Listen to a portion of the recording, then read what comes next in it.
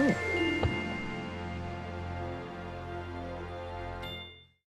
are we live? Okay. Oh crap, we're live.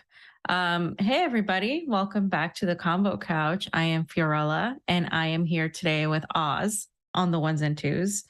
We've missed Oz. Hi Oz. Okay, so Oz is going to be helping me out. Pasta is on vacation. No, I don't know what Pasta decided that he was busy today. So of course, I have to run the show. So it's going to be a fee Friday. And I have some things I do want to talk about. And it's nice to have Oz because, you know, he's fam.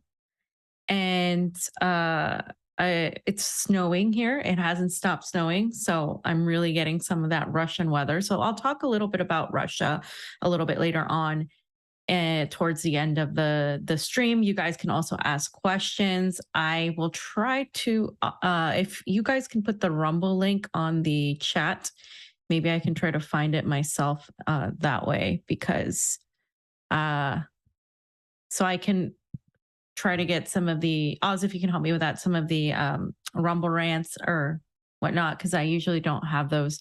And the Rockfin chat, I can look at that and see if you guys want to ask some questions at the end. We can go ahead and do that, but make sure to share and all that good stuff, because we are getting suppressed. And I don't think Elon Musk is going to save us all from this. And I've never thought that. So, um, alrighty, let's get started. So, Oz, let's go ahead and start on the doc slide situation. Uh, so, a lot of people have been talking about Pelosi and have been celebrating her departure, which I understand, because Pelosi is awful, has been just, and you'll see her described, and we're going to talk about that. She's described as the most effective House Speaker of all time because of what she did with the Affordable Care Act and how she wrangled uh, the Republicans like Mitch McConnell, and how she was able to pass legislation for COVID. But you guys all know it's all bullshit, because you know that you didn't receive hardly anything during the pandemic. You know that the Affordable Care Act was a gigantic mess that essentially privatized insurance more. She has been talking about Medicare for all since like before I was born, and she still refuses to actually push for it, really. Well, it was called universal health care then. That was what she stated. And a lot of people said, good riddance, Nancy Pelosi is leaving. Great. It would be great if we actually chose to remove her, but we didn't choose to remove her. The American people didn't vote her out. I mean, she's still going to be a part of Congress. She's simply not going to be speaker. And if you think that wasn't planned, unfortunately, it was. These people don't ever relinquish power without there being a reason.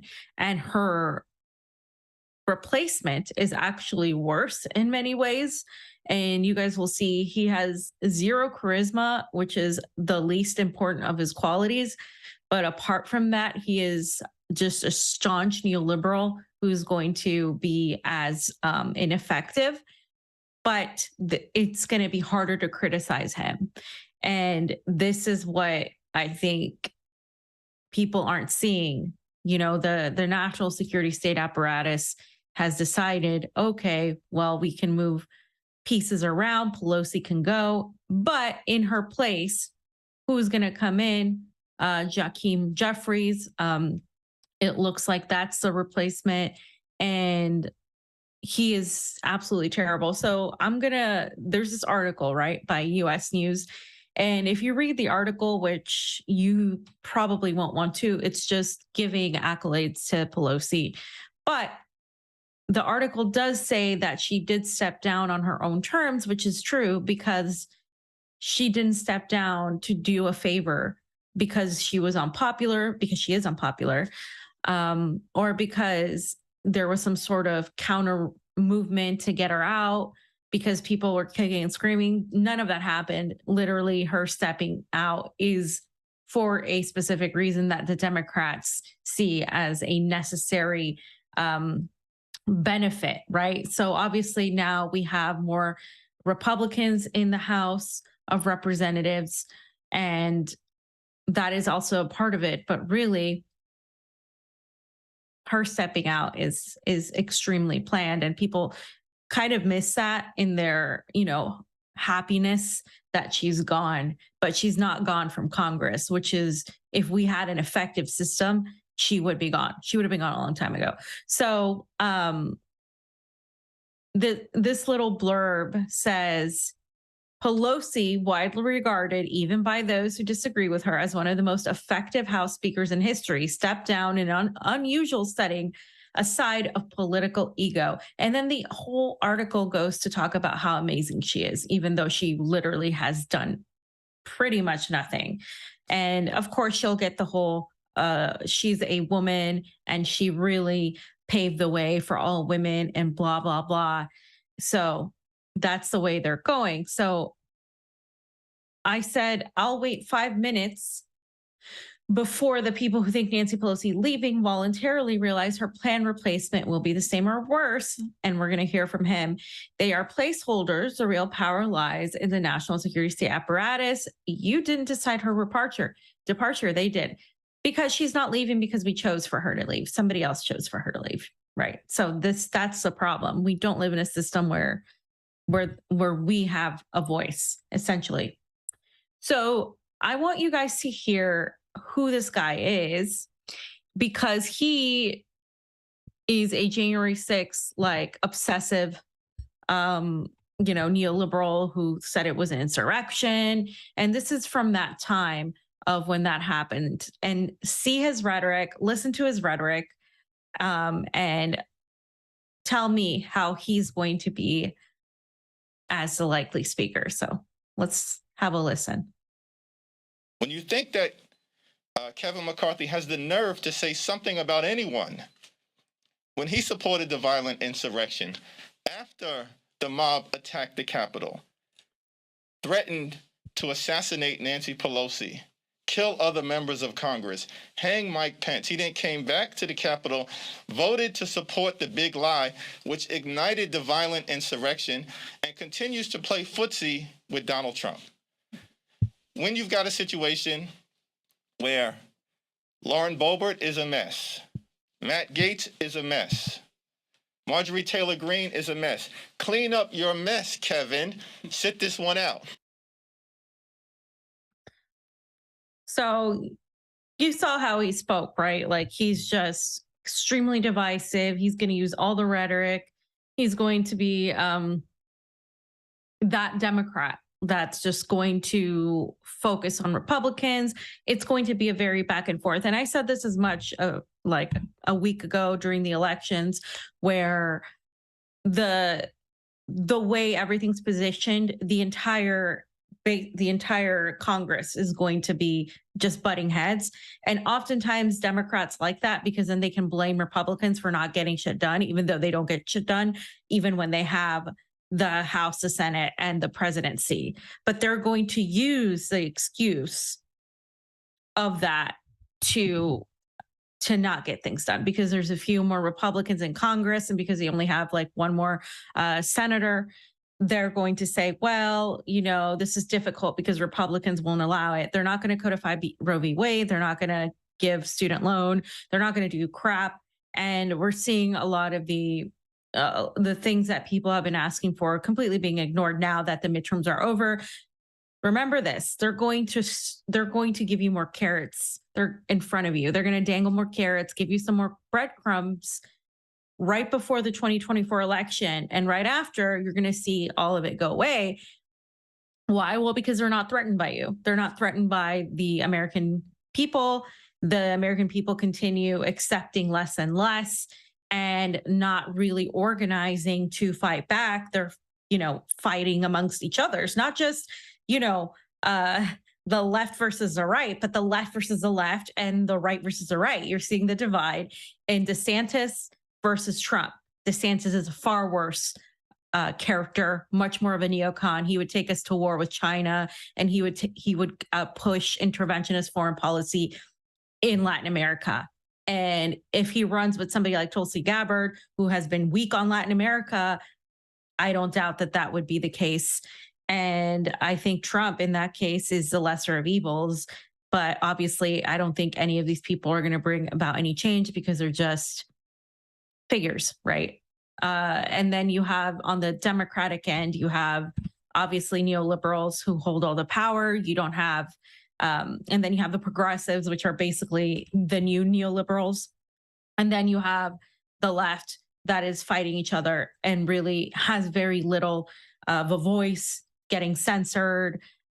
Just there's so many. It's really a dire situation. It's really, we're, as Misty kindly puts it, we're quote unquote fucked. Um, and that's just the way it is right now in the United States. And it's really easy to see from far away. And it's even more pathetic looking at the state of the world where we're inching closer to nuclear war. And you have people still believing that this was a victory for Democrats. You have people still thinking that this is some sort of, step forward, that these people, that Republicans not literally having their red wave is some sort of win. It's just pathetic, because when you see who really runs the show, it's very clear that the people have no power. And again, the government should fear the people. The people shouldn't fear the government. And right now it's the other way around, because the government is going to increase mass surveillance. And I have a little snippet about that, but that's the situation in the electorate. I don't think Nancy Pelosi's stepping down is a success because she chose to do it. She's still in Congress. She's still going to have a lot of power. She's still profited from her position. She's made so much money off of being a public servant.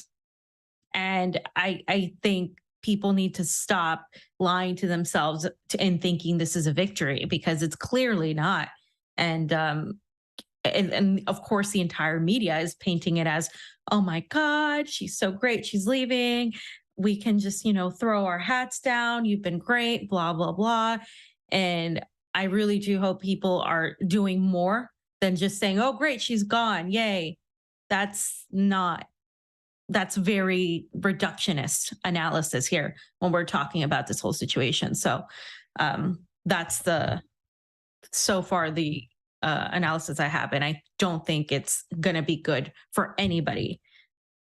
Before I read the super rays, if there are any, I'm just going to go on to the next section, Oz, because I think this section is really important. Obviously, I'm here in Moscow, right? And when that happened, and we talked about it on Wednesday, when it happened where Poland claimed, Zelensky claimed, all of Western media claimed that Russia had bombed Poland.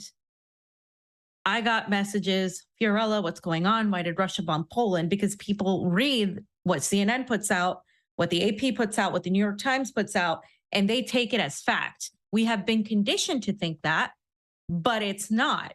It's not, because we don't have fair media in the United States. Okay, we imprison journalists, we imprison activists, we go after people who aren't even American citizens, like Julian Assange. So we don't have free speech in any way, shape, or form in the United States. We have controlled speech and the illusion of free speech, just like we have the illusion of democracy. So we can go ahead and call Maduro a dictator and call Putin a dictator, and say, wow, Cuba has one party.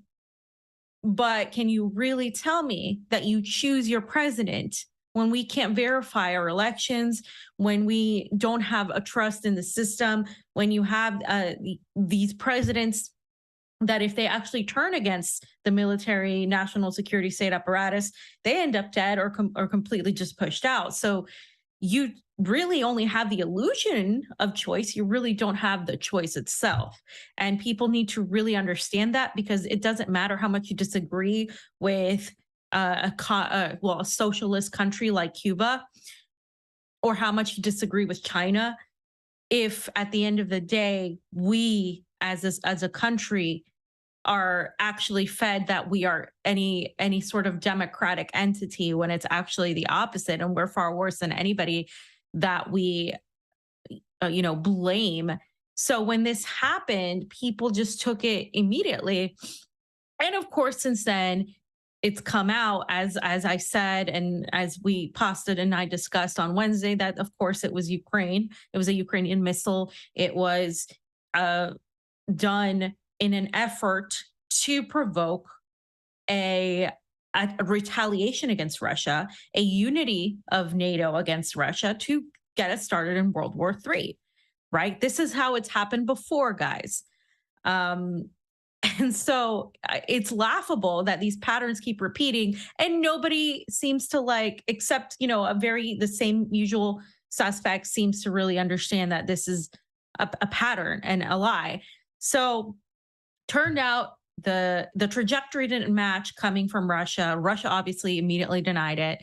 And they have been talking about a false flag. They have been talking about a dirty bomb. They have been saying this is going to happen at some point. They're going to try to blame us to start something. And that was an attempt. It was a very poor attempt. I'll give it that. Like they didn't really plan things correctly, because there's a lot of emotional just actions without thinking, without methodically looking at the logistics. So of course, then Poland came in and tried to take advantage of the situation, but then everybody had to backtrack their initial statements.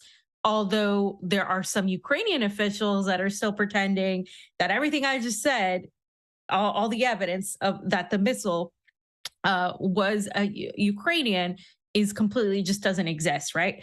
So because of the recent events, and because of just in spite of the Kherson takeover, or the relinquishing of Kherson by the Russian forces, and Kherson city, because remember, Kherson is the region as a whole, and the whole region is not under Ukrainian control.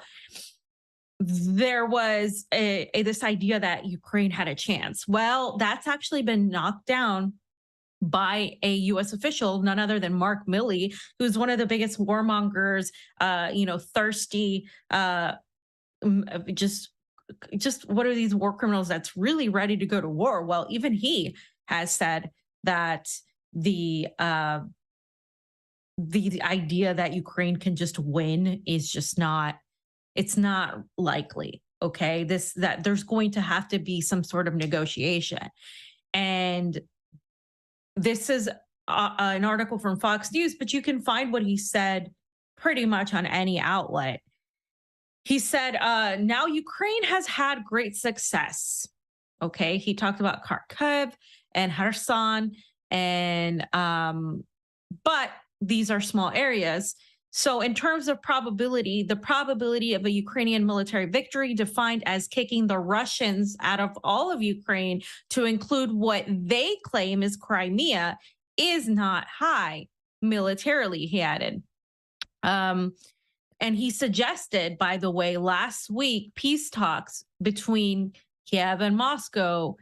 And Moscow has always been willing to have these peace talks. They highlight it all the time, but they say, well, if Ukraine isn't going to come back with something substantial, something tangible that they can agree on, they're just not going to do it. So there's no point in that. And this is really telling that an official of that level is saying this isn't possible. So what is this? What does this mean? Well, you're seeing Zelensky get upset that there was a peace talk in Turkey, because I don't know if I mentioned this on the show, but there was not a peace talk, but there was an interaction between Russian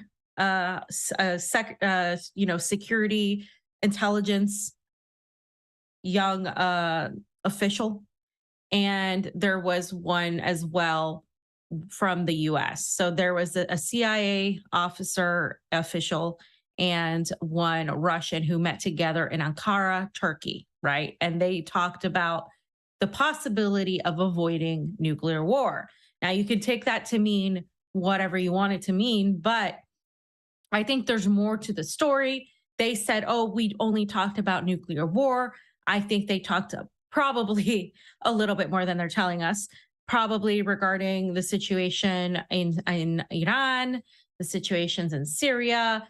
There's a lot going on there. And you could talk about, apparently Ukraine wasn't mentioned. Okay. But I highly doubt that there was absolutely nothing mentioned about that. But because you're seeing this sort of shift to finding some sort of peace deal, that doesn't mean that Russia is just going to give up and is going to just say, hey, we're just going to, just have a peace deal under whatever terms, because the whole point of the special military operation is the fact that Ukraine broke the Minsk Accords, that they said that they never had any intention of following through them. That, of course, the problem with the far right paramilitary neo Nazis that are there, their goal in Russia was never to obtain all this land. That was never their goal. Remember, it was to denazify Ukraine and to stop the genocide of the people of the Donbass that has been going on since 2014, and for which Putin was rightfully criticized for waiting too long to go in. So that was the whole point of the special military operation. It was never, we're going to conquer all of Ukrainian territory. The tactics sort of shifted when Ukraine was not giving in, when they continued to receive weapons from the United States and NATO, when they continued to sanction Russia, when they continued to attack civilians. So that's when Russia pushed back and said, okay, now we're not going to allow this. And then, of course, you had the referendums. And then you had the situation in Kherson where they were afraid of a dam. The Russians were afraid of them attacking this dam and there being a flood that would kill mass numbers of civilians, which is why they evacuated the mass majority of these civilians. And now you have, of course, the remnants, right? You're seeing all the war crimes that are happening in Kherson by the SBU against the what they deem Russian collaborators, and we're seeing all of that through independent media, through releases, but not through Western media for several reasons. Western media usually avoids that, and if they do go, they try to frame the situation in a certain way, and they've also been prohibited from going there. So this whole thing is, I think, an attempt from Russia to say, oh, look, we're giving all the possible avenues. We do think there's got to be negotiations. And the problem is the US and the European Union and their NATO allies cannot just continue giving blank checks to Ukraine. They can't. As much as they want to make everybody feel like they can, they literally can't. So they're running out. They're running out of weapons. Ukraine is. They're running out of this sort of desire to support. And you have, of course, some pushback by Republicans like Marjorie Taylor Greene and a few others like Rand Paul saying we can't continue to do this. And that is growing in the American public because of the inflation, the poverty, the degradation that's going on domestically for the United States, and obviously Europe. And winter is here. Europe is going to suffer. So you're going to see that escalate, which is why you're seeing all these protests. Now, in spite of all the information we know, and in spite of attempts to say, hey, okay, it wasn't Russia, whatever, they're never going to apologize to Russia. Russia's always going to be the guilty one, right? So this is what Anthony Blinken, Secretary of State Anthony Blinken, said in regard to the incident. That said, whatever its final conclusion, we already know the party ultimately responsible for this tragic incident: Russia. Why are they saying that in spite of all the evidence pointing to the contrary? Well, because in their mind, they're saying if Russia hadn't interfered, if Russia hadn't gone and attacked Ukraine and done all of this, then we wouldn't be here. But if we're going to play it that way, guys, if Russia you know, if the United States actually in 2014 didn't go and support a coup against Ukraine's democratically elected leader, Yanukovych, and ousted him and placed their own puppet that started, the Maidan era, which we've seen so many countless documentaries. Ukraine on Fire is one of them. If you haven't seen Don's documentary, we had him on the show the other day, 8 years before Donbass, and all of this happened. Why? Well, the U.S. and their NATO allies helped promote this, and they helped arm and enrich a bunch of Nazis. Okay.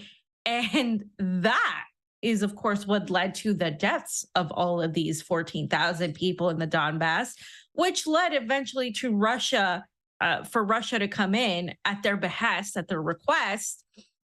And of course, the ignoring of the Minsk agreements, the expansion eastward, all of that. So if we really want to go that route, well, if Russia hadn't done this, well, no, we can go back to if the United States and NATO hadn't done this like they intended to do, then this wouldn't have happened. So we can actually blame the United States and the collective of NATO for this missile that killed a few civilians in Poland. So technically, if we're going to go that route, but of course, they're always going to try to blame Russia, right? And I just had this tweet up here because this whole thing for Russia is about them fighting for their existence. Because this is an existential thing for Russia. They think that if they don't fight against the collective of NATO, which is who they're fighting, they're going to cease to exist. Okay, that's it. They'll be done. And I do think that is a legitimate thing, because if for example, Ukraine ever got to really have weapons be pointed at Russia and Russia did nothing about it, and if of course their NATO allies like Finland, Sweden, all of them had surrounded Russia's border and they all started actually attacking Russia, and Russia did nothing, there would just be a continued EU expansion east, and Russia as a whole would cease to exist. Russia has a lot of natural resources. Most of them are in Moscow. Most of Russia's resources are east. Russia is so big. I don't think people realize how big Russia is. Like, I know Russia was big. It is way bigger than we think. There's so much untapped, rich resources.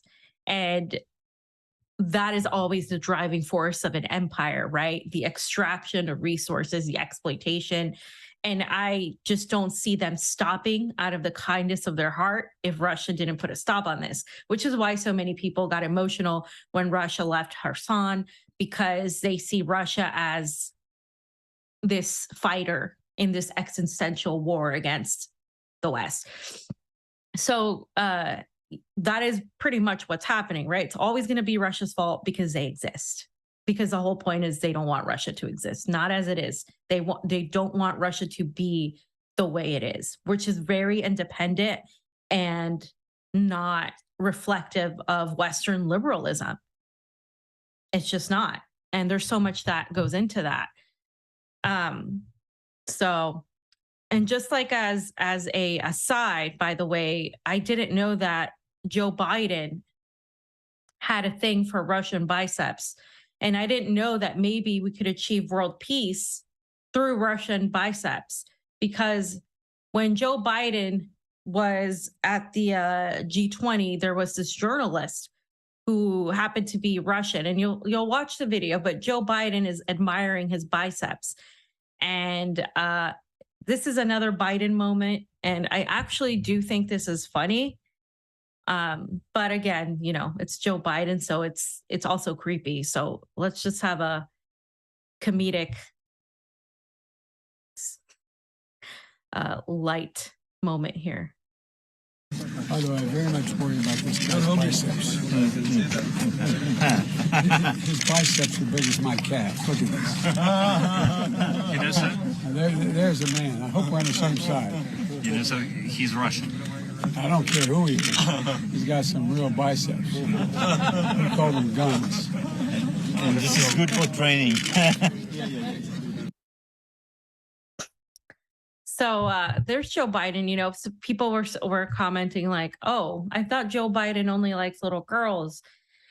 No, I guess Russian biceps also do it. I mean, it's just a very strange thing to say, but yeah, I got to put a Joe Biden gaffe in there, guys. I have to.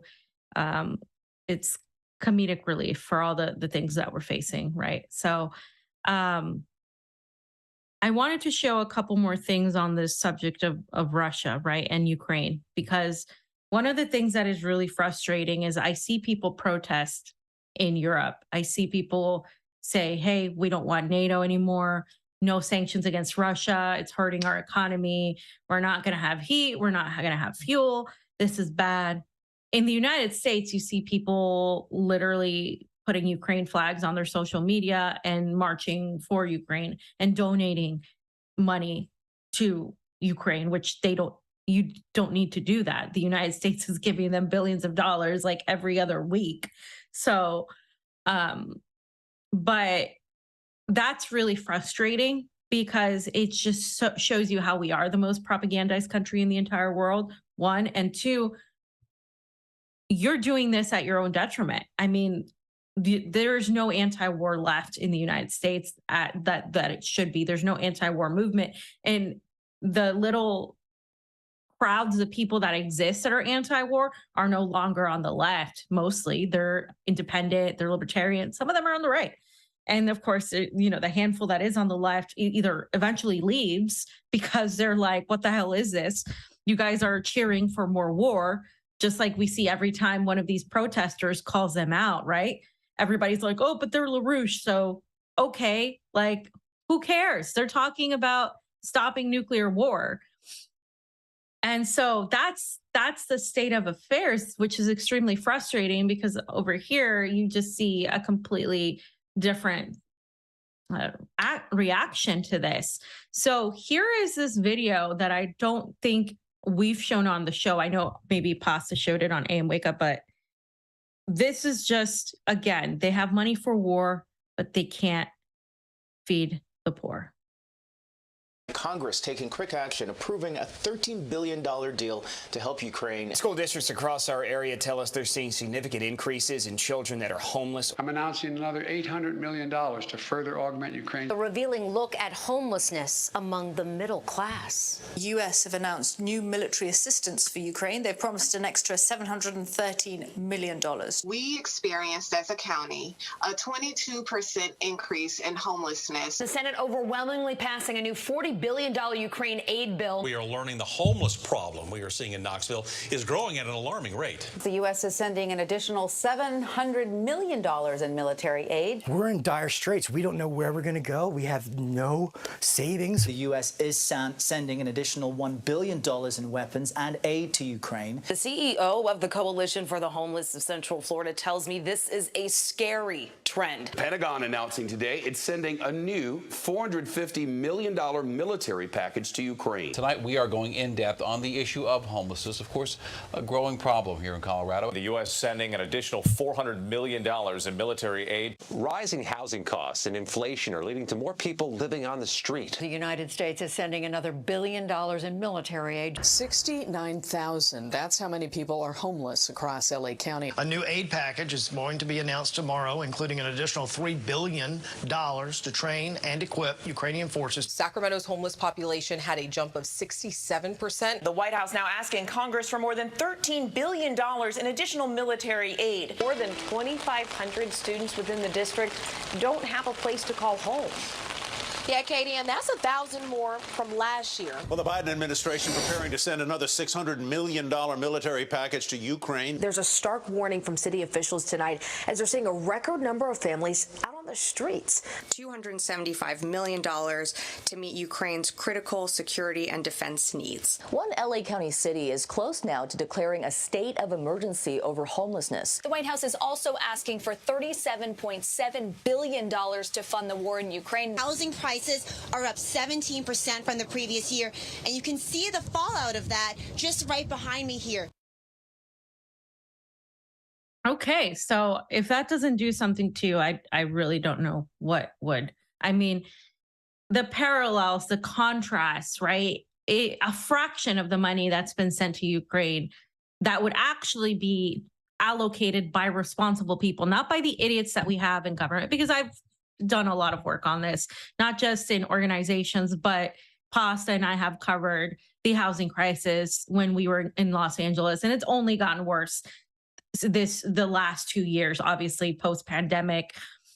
The poverty, the desperation in people, crime has gotten up. And of course, instead of, blaming the poor, which is usually what we do, and to a certain degree, it's frustrating when you get your things stolen, when you get your car broken into, when you get your house broken into. I've experienced all of this in LA, and I understand the frustration. However, that is not a reason to blame the people. The situation is clear. Money has been given to these governments, and what do? They pocket that money for themselves, and they profit off of the housing crisis. Every single person that's been in power in Los Angeles and pretty much all of California is corrupt in terms of the money that they're supposed to allocate for houselessness. They don't. Eventually, they make deals with these just the real estate developers, and that's all this is about. And guess what? The real estate market is not doing that hot. It's not going to be doing much hotter for longer, because there's a lot of mass layoffs happening. There's a lot of them happening in so many companies, and that signals a depression coming. That signals, and I think that depression will come next year in its full force, perhaps maybe towards the end of summer. By fall, we'll see, I think, the more effects of this depression, but we're already seeing mass layoffs. We're seeing the fall of the United States of America. And I am not exaggerating that. It is falling apart, and you can see it everywhere in just the way things are. And unfortunately, we don't have competent people in power. For the most part, they are just trying to keep their positions, to maintain theirs, and they're really not looking to do anything for people, and people aren't really accepting this reality. The middle class is pretty much disappearing, right? If it hasn't already essentially disappeared. And so what you have is you have the wealthy, and then you have everybody else that is pretty much could be poor. And you have people that work full time that don't have houses. You have people that work full time that live in their cars. And it's not because all these people are dumb. Some of these people have master's degrees. Some of them have PhDs. I've worked in restaurants with people who have 2 PhDs, who have a master's, and make more money working in a restaurant than working in an office, because they still want to pay people $15 an hour right now, $20 an hour, and living in California. I'm sorry, you can't. That's nothing. You can't afford that. And so what you're seeing is just the inflation has gone up, and people can't afford to live. And yet you see your government giving billions and billions to Ukraine. And there are reports that some of these quote unquote refugees coming in are driving like nice cars, and they have money. In Europe, especially, people are getting a little pissed off about that. They're like, wait a minute, like, we can't even afford our stuff. And this isn't to say, oh, you're taking away from me and blah, blah, blah, to put out that sentiment of competitiveness.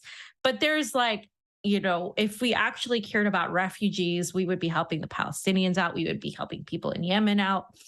We don't care. We only obviously have a political maneuver for this. And so on that end, yes, it's awful. But on the end of, even if you don't care about the situation in Ukraine and Russia, and you don't care about being lied to, the money that is being spent on taxpayers. It's on taxpayer money. I don't care how you want to frame it, whatever.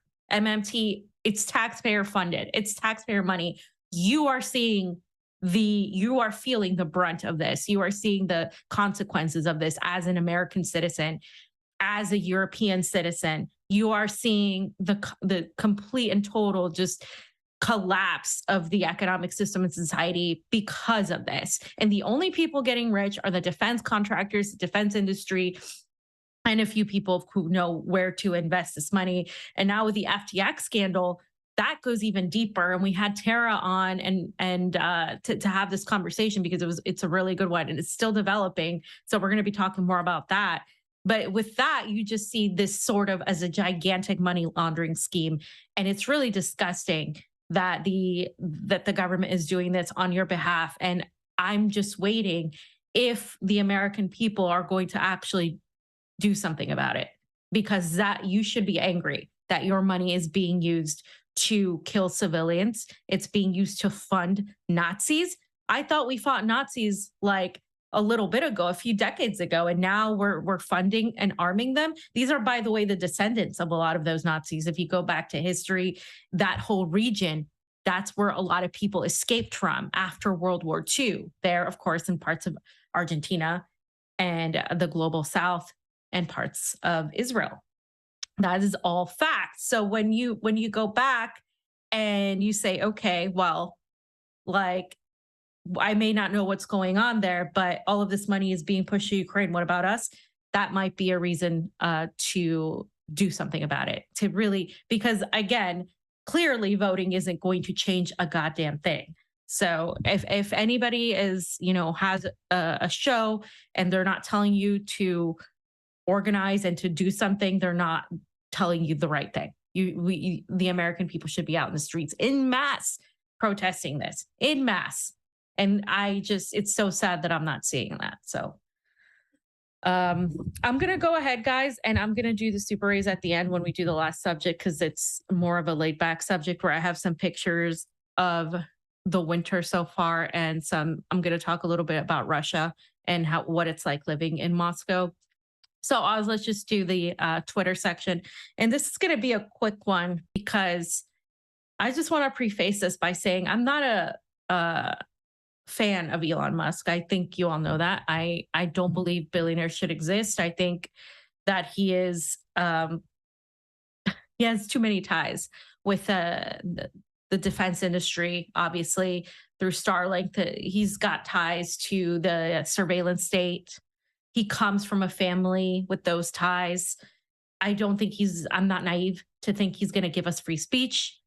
He just actually put out something that I didn't put in the folder. He just put in something about tweets that are negative or hateful are going to be shadow banned. But who decides what tweet is negative and hateful? So we're saying a billionaire is going to get to decide if your tweet is negative and hateful? That's not free speech. And again, as so many point out, he hasn't spoken about Julian Assange, and he has yet to address the issue of shadow banning Russia state-affiliated or Iranian state-affiliated media.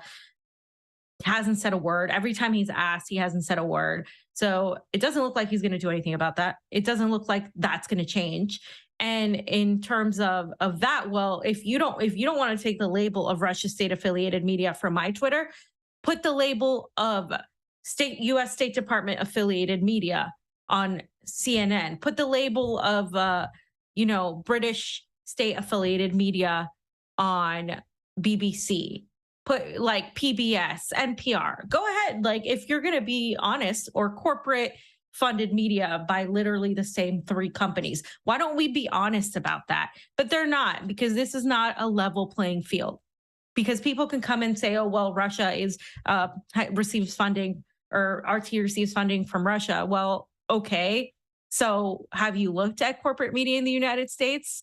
And again, like the way it's done at RT, we don't have one viewpoint. We have people who have a plethora of viewpoints, everybody from a communist to a conservative. So I don't know what to tell you. That the New York Times doesn't have that. The Washington Post doesn't have that. They lie. They lied about Poland. They literally just almost got us into World War III with their lies, not fact checking, not reporting anything, and yet they get away with this. But I get labeled a propagandist, and I get called, a Putin bot, and all the stuff. It's comical, really. It is absolutely comical. So, breaking news is that Juan Guaido has declared himself, because of everything that's going on Twitter, he's declared himself interim CEO of Twitter. And Twitter is going to come back, by the way. Twitter Blue will come back on the 28th, he said. So this is what's going on. People are mad at Elon Musk because of the blue check thing. It's not even about, they should be mad at him for a plethora of other reasons, not this dumb reason, right? So a lot of people are saying, hey, why don't we, Elon Musk should quit. Twitter's gone. It was nice knowing you. RIP Twitter. Oh my God, Twitter's just going to disappear. I don't think Twitter's going to disappear. And I don't think this is that dramatic, because literally you're going from a bunch of billionaires to a billionaire and a bunch of other people making decisions. It's the same thing. You live in an oligarchy. It's still the surveillance state. Elon has ties to the surveillance state and the defense industry. He's not going to save free speech, right? But the thing is, you're making Twitter more popular the more you log on and complain about how Twitter is awful. So I do agree with that. I think it's hilarious. I think that there's a lot of elite people like AOC, like some of these, corporate media journalists that are mad that other people get blue checks now. And by the way, he confirmed this. Eventually, every blue check that doesn't pay $8 a month is going to be gone, right? And they just hit an all-time high in Twitter usage. Record numbers of people logging in to see if Twitter is dead makes it more alive than ever. I mean, this is just kind of hilarious that this is happening. Now, people, again, they're more mad at the blue check thing and having to pay for it, or at other people getting it, than they are about what they should be mad at. It doesn't cause problems. Clearly, when people are making up fake names and when they're saying, hey, I'm going to pretend to be Eli Lilly and say that our medicines are free now, I find that hilarious. I think that's it. It literally tanked their stock prices, which is absolutely amazing. We should do that more often. Now, obviously, it creates problems when people are pretending to be someone else. That's something that they need to look at. But at the end of the day, this is still a platform controlled by a bunch of rich people. Literally nothing has changed. He's not going to change the bots. The bots are still there. They're still attacking the NAFA bots. He's not going to change any of this. And he's not going to advocate for actual free speech. He's within his jurisdiction as a person who is still working for the status quo people, for the politicians. He's not going to do any of that to change this. Again, like I said, if he did, I would say, thank you, Elon, but he hasn't. And I don't think he's going to. I'm still shadow banned as hell. Anybody that has Russia, Iranian, or any sort of a Chinese, media is shadow banned. Meanwhile, the people in the United States and Europe don't get those same shadow bans. He's going to decide what is hateful speech and what is mean or negative. So, the protocols for that are going to be very wishy-washy. People are going to be taken down for stuff. They're going to be censored. It's just going to be the same thing, just a different variation, right? You're still going to get a shitty cake. It's just a different variation of a shitty cake. And that's the reality. I think people are being dramatic. And it's funny, if you want to go ahead and put up the tweet, Oz, and take me off the screen. It's funny that people are complaining about how Twitter is done, and they're still on Twitter complaining about how it's done. And they've been doing this for the last 24 hours because they're just angry. I don't know. And I don't like Elon Musk. Like, I just find it funny what he's causing, right? Like the feathers he's ruffling of a bunch of neoliberals, people like AOC, you know, and do I care about these Twitter workers that basically their job was to censor us and take us down and to like, you know, pretty much literally go after accounts for their opinion? No, I'm really not. I don't feel like they should have jobs. I don't feel like any of these people who do this should have jobs. I don't feel like Twitter should be controlled by a billionaire either. It should be a public thing controlled by the people. It should be an entirely nationalized thing, but by the people, not by the government. Because if you know, if our government controlled Twitter, it'd be even worse. So that's just, you know, I just think it's dumb that people are getting so like worked up, and again, worked up for the wrong reasons. People should have long ago been migrating to other social media platforms. We've talked about this at length with people like Whitney Webb. You know, eventually these places are not going to be safe. You shouldn't DM people anything of value on Twitter because the government has access to that. The intelligence apparatus has access to that. You shouldn't be using WhatsApp for deep conversations either. You shouldn't be using any of these platforms, Facebook, Instagram, for any of this, because eventually they're controlled, obviously, by people who have just backdoor deals with the corrupt oligarchy that we live in. So there's no winning out of this because it's the system, and Elon's going to play by the game and the rules of the system because the system is what made him wealthy. The system worked to his favor. So if you think that he's just going to come and become Batman and save us all, I'm sorry, he's not. And but that doesn't mean that Twitter is done, because again, no publicity or any publicity is good publicity. The more you talk about it, the more people complain, the more attention it gets. That's just a society we live in under capitalism. It's just the way it is. So I just don't think that it's going to be done. I think it's just going to take some time. People will get used to it because people like it, and they're not going to leave as much as they complain. So he obviously has to work out the kinks of hiring the people he needs to hire, and people have been leaving. And I think there was an office in San Francisco. I thought I put it in there, but I guess I didn't. That had like this. Just they were mad and they said a bunch of things about Elon and blah blah blah. And I think they're just like, you know, they're just complaining. I don't know. It should be in their odds. There should be a video in there. I'm pretty sure I put it, but yeah, it should be in the slide. Let me see. Maybe I just didn't.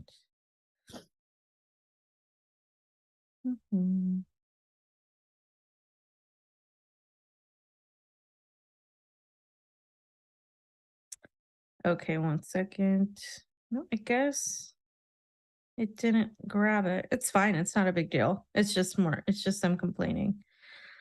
That's fine. If you just want to, oh, there it is. It's slide 26. Yeah, you'll probably have to cowboy it.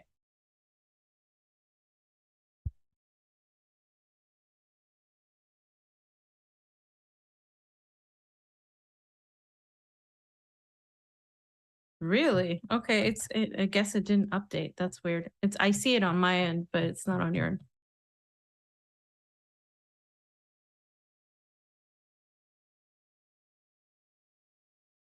It happens. I don't know why. It might be because I'm a Russian bot. So, okay, so let's just go to the 28, the one before that, the slide before that. Because I want to kind of point out to this when we're talking about the surveillance state. You had it up before. Yeah, that one. We're talking about the surveillance state. We're talking about, you know, the globalization and all of that. This is really interesting tweet by Jeremy Lafredo here. And obviously this is in the New York Times. You guys can all go there. So he said, next week, the New York Times, in partnership with the World Economic Forum partner Accenture, is supposed to be hosting a live event with Sam Bankman-Fried And sitting next to him will be Zelensky, Zuckerberg, and US Treasury Janet Yellen. Talk about nightmare blunt rotation. I mean, could you get some of the most shady, corrupt people in a room together? I would actually love to go to an event like that. If you can, find a way to watch it or get into it, because this is scary. These people together are scary. I mean, this is a World Economic Forum partner, and obviously this guy, this Sam Bankman-Fried, CEO of FTX, is not there by chance. This guy's entire family has ties to the both the national security state intelligence apparatus. He's got ties everywhere, and it's scary. And this is on November 30th, 2022, from 8 a.m. to 6 p.m. in New York City. This looks like it's going to be a physical event in attendance. People should go, hint, hint, and make their way there. So anyway, go if you can. I would actually, if things weren't crazy, I would fly to New York. There used to be a flight directly from Moscow to New York, and if I would literally fly there. But obviously, things are not the way they should be. So the next part is just, I have some pictures from from my time here, and I put them up on Twitter, some of them, not all of them. Maybe Instagram. I don't know. I think I put them up on Twitter actually, because I use Twitter more than Instagram, even though I should use more Instagram for pictures, but I don't really do that. I don't know why. It's just annoying. There's just too much social media. So Oz, you can just show the pictures while I'm talking, because you don't need to see me the entire time. What has it been like? I am here 5 months now. It will be 6 months in December, I believe.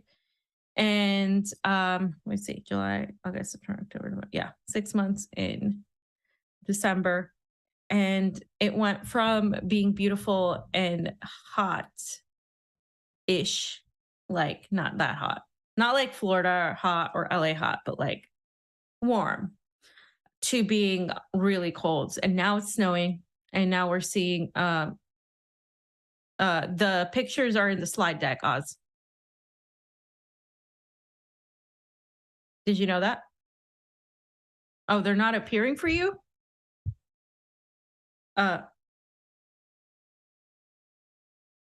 Okay, that's really weird, because it's all there.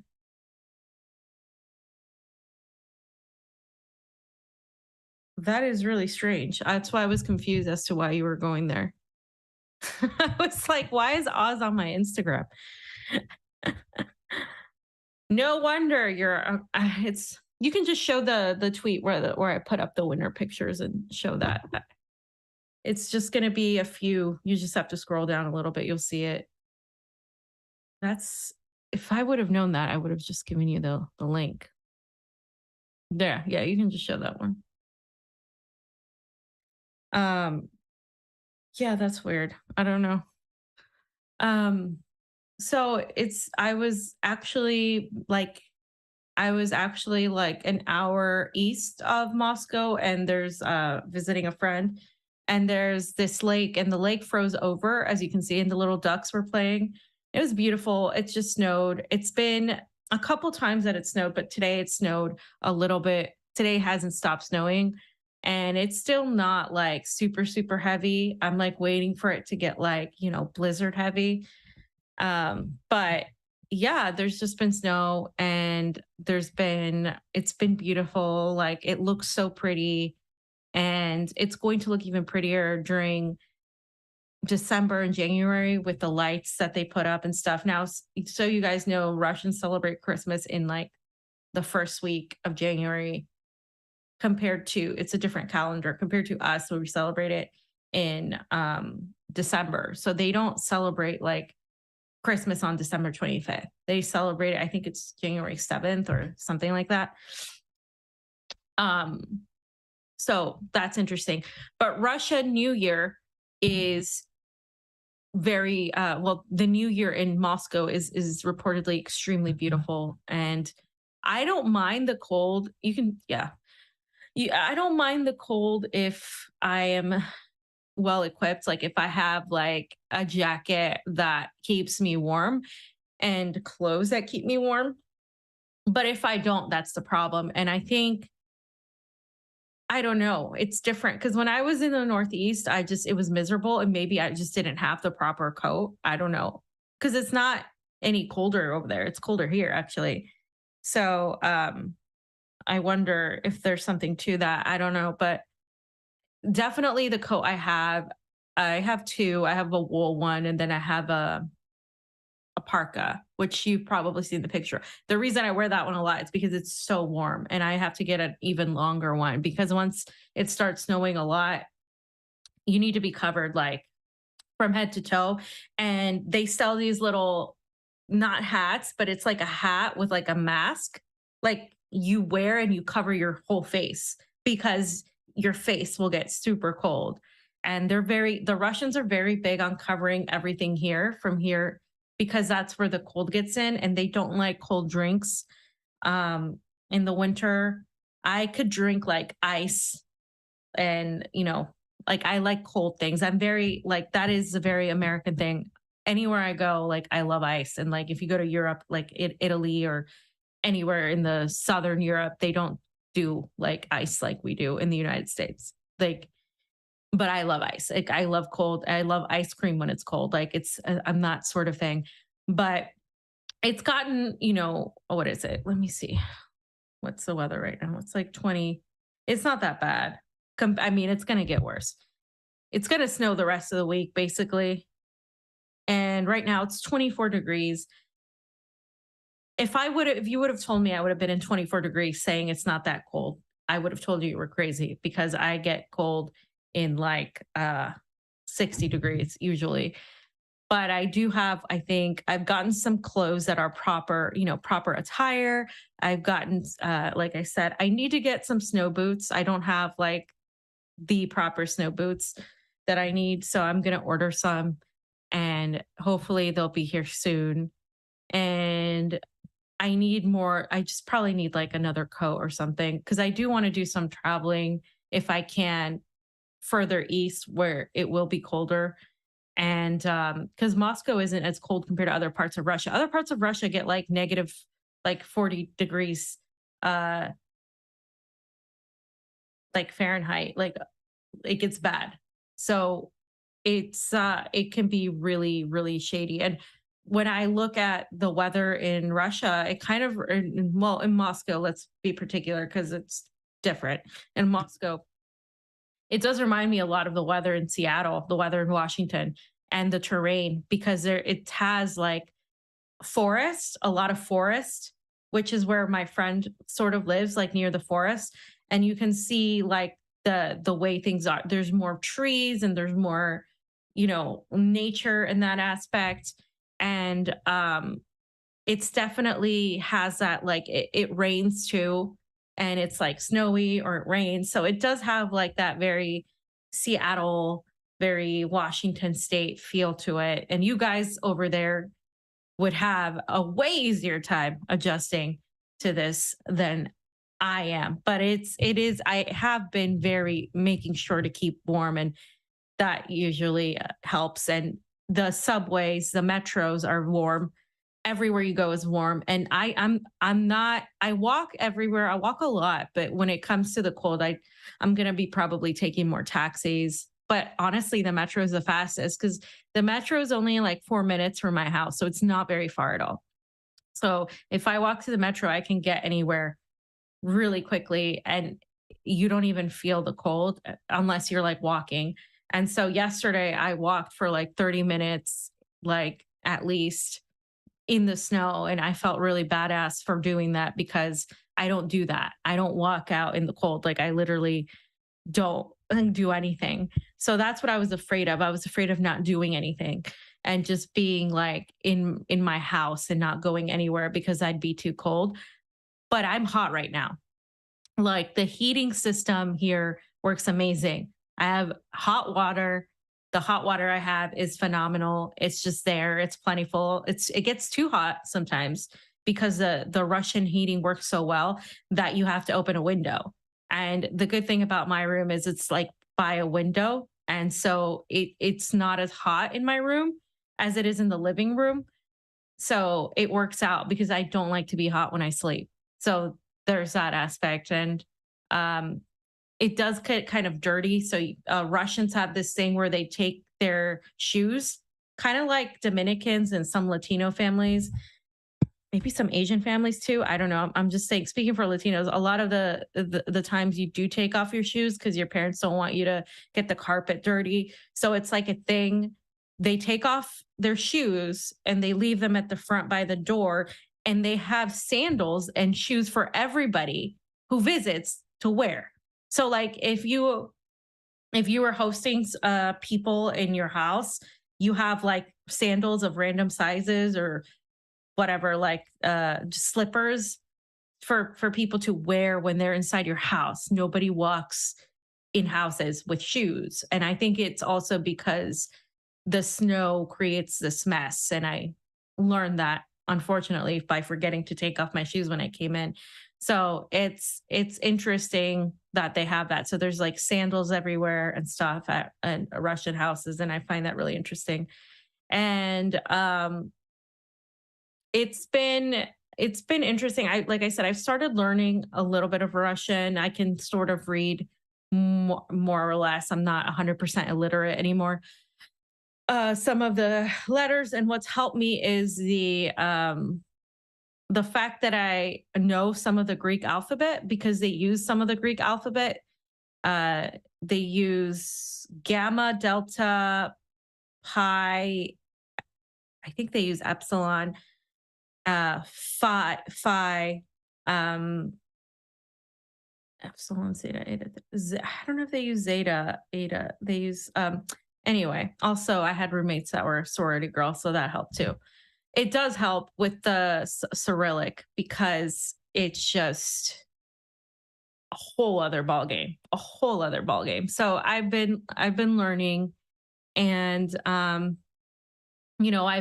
have a great group of friends here, some journalists, some other people, but it's been nice. I haven't felt like isolated, because that is very important when you go to a new country, that you don't feel isolated, that you feel like you are living in it.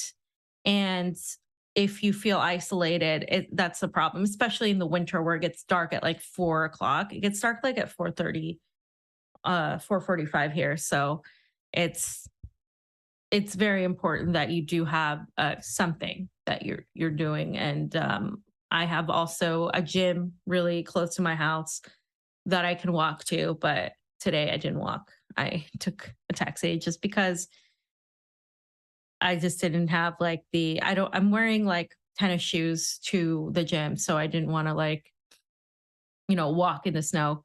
And but it's been good. It's been fun. And it's like, I don't know if I'm going to be saying that come January, February, where it gets really bad. I know it drops down way less than it is now. So people use different jackets. Like this is like one jacket that's going to get you through these degrees of temperatures. And then you have another jacket. And like I said, the face coverings, one thing I did notice is it's really windy here.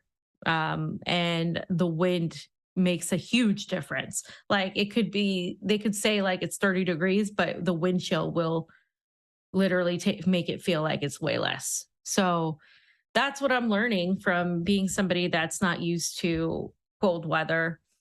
And I must have had bad jackets before, because I feel fine. And I do carry the heat from the house, which is really cool.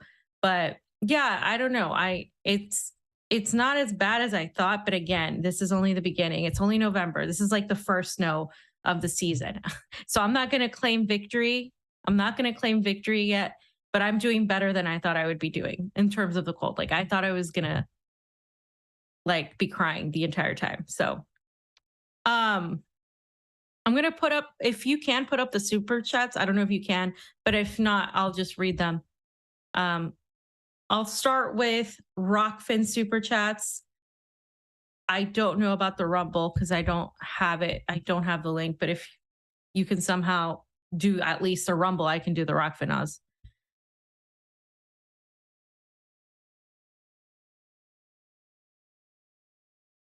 Okay. So Dr. Dragon on Rockfin says, layer up, enjoy, and smile, embrace it. Is that supposed to be a question mark at the end, or is that an accident? Yeah, layering up is important. I have the I have like the shirts that have like the, what is it, thermal stuff. I have some of the thermal stuff, and that's been good too. So thank you for the super Ray contribution. And OTR Trucker said, let's see. We had to stop sending weapons to Saudi Arabia for a while and get out of Afghanistan to have enough operators to be able to use those complex munitions in Crimea. Yeah. Yeah. I mean, and so many people got Crimea wrong. You know, so many people really like botched that whole situation because Crimea did want to be a part of Russia. And Chris Leon, hey Fee, have you seen the Gusano convention taking place in Mexico City? I did see something about that. I'll probably cover it Monday with Pasta. I know it's got a lot of BS, so I'll get back to you on that one. And Ronnie Graham, I noticed Rachel Blevins post some of her RT segments on her Rockfin channel. Are you Fee going to do this? So I don't know. Maybe it depends. I could. I usually post them on Telegram or I post them on Twitter because they usually post them on Twitter. So I either put them there. I could technically post them. If you know why I haven't, because we usually show them on the Combo Couch. If it's a segment that I did, we usually play it. So I figure I would post it, but I'll see what I can do about that. And yeah, I think that's it for the Rockfin. And I don't have, if you guys have the Rumble, maybe I can try to look. If you guys put the Rumble in the chat, maybe the Rockfin chat, maybe I can access the, oh, there it is. Thank you, Fred. Let me see. How do I link that? How do I, not sure how to grab that. Let's see. Yeah, it's not letting me click on it. That's weird. Let me see. I'll try to access it a different way. Let's see. I will. Tim Wilson's asking you, have Pasta or Fee thought of doing a call-in? It's just I don't know. It's just doing a lot. And there's a couple things I want to do on, myself. And I know Pasta wants to do a couple things himself. Maybe, I don't know how hard it is to do a call-in. I know other people have done it. I wasn't ecstatic about who's behind it either. So that's why I haven't really done it. But why do people like it, I guess is my question. Like, what's the... It's a direct contact with the guests. Sabby does, and Bree, they do a phenomenal job on it. And Kim's doing fantastic with her locals as well. So those are I option. have been asked to. I have been asked to do locals, but hi, Steve.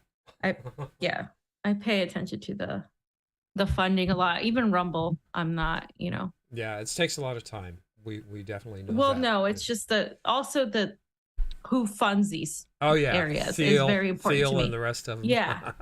Yeah, that's one of the reasons too. So I'm very much like about that sort of thing. We'll see. Let's see. I don't see anything. I have no idea. Pasta usually picks it up, so I don't know. I don't see maybe there's just not a Rumble rant or there whatever. isn't. I don't think there is. I can't see one. Okay. You're good. You're good. Okay. But yeah, if you guys have any other questions, just let me know. Otherwise, midnight here, so I'll probably just end the stream. I wanted to do a rant, but then I was like, there's too much information that we haven't covered. So I had to cover the stuff. But there's, for me, it's just right now, I think the priority should be that the United States stops pushing us into nuclear war, pushing us into World War III, because once that starts, it's just going to be catastrophic for everybody. There's too much at risk, too many nuclear weapons. And I do see things changing. Now, in terms of I don't think I put it in here. Maybe we'll talk about it more at length on Monday, but the attempt to have a digital passport for vaccination, that's been worrying a lot of people. I just don't think we're going to get out of that. I just think they're going to digitalize everything, because it's kind of like how it happened before, where we went from analog to where we are now when it comes with technology. I think that's just the way we're going to go. The problem is who controls that. And there could be a way for the people to control something through a blockchain, but right now the people who are in control are obviously people like Klaus Schwab and a bunch of other psychopathic idiots like Bill Gates and a bunch of these, globalists, neo-fascists. I think they're neo-fascists. They're basically pushing that mentality, but they're using, of course, the guise of, democracy and modernization and accessibility. That's what they're going to use. Like that's what they're using. And I just don't see a way of getting out of that and being a part of society. The only way you get out of that is if you destroy the current system, and then you'd have to start anew. And I think that might be something that could happen, because a lot of people are resisting that aspect of globalization when it comes to that sort of thing. And people are like, well, we've had these cards. It's like, it's not the same thing. The cards for polio and all of that we're talking about a digital surveillance system where, I don't know if you've seen many science fiction movies, but basically through your retina, your eyes, they're going to know who you are. And I just don't see us going away from that unless you take down the whole system, because that is the nature of progression of technology. The problem is technology is progressing faster than people's minds are evolving to be able to deal with that technology. So that's the issue. And I think it's an existential question as to where we want to go, and if people are going to resist and how much they're willing to resist, because then at that point, then either you have to live outside of society, right, and do your own thing. And that's why so many people are looking to grow their own food or looking to live away. And that's why so many see countries opposing that sort of globalization as the perhaps salvation. But I don't think they're going to be able to do that. I think that's just going to be the nature of where we're going.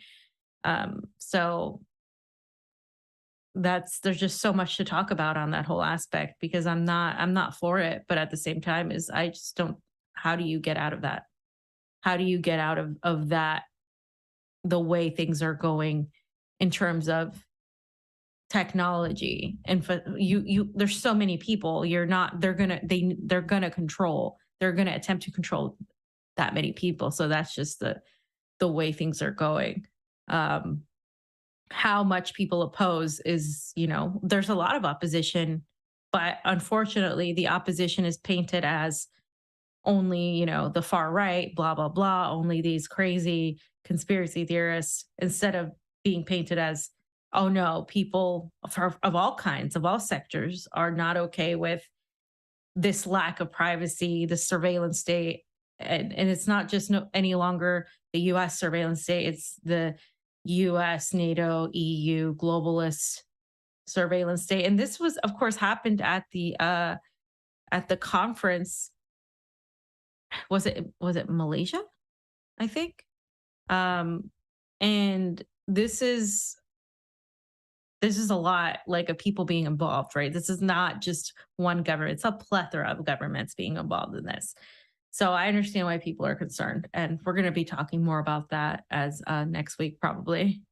But yeah, guys, thanks so much for tuning in.